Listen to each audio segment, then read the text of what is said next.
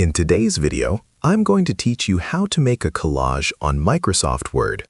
In this tutorial, you will learn how to create a beautiful and eye-catching photo collage using tools that are already built into Microsoft Word.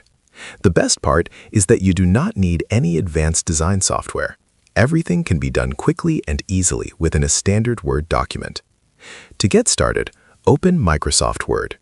You can use a blank document if you are creating a collage from scratch, or you can open an existing file if you would like to insert the collage into a current project. Once your document is open, look at the top of the screen where you will see the ribbon menu. This ribbon contains several tabs such as Home, Insert, and Design. For this project, click on the Insert tab because this is where you can add images and graphics to your document. Inside the Insert tab, locate the Illustration section and click on Smart Art. Smart Art allows you to create structured visual layouts that combine text and images in a polished format.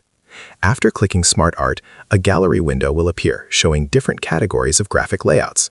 On the left-hand side of that window, select the category labeled Picture. These layouts are specifically designed to display images in creative arrangements, which makes them perfect for building a collage. Browse through the available options and choose the layout called Captioned Picture. This design provides a clean and visually appealing structure that highlights each photo clearly.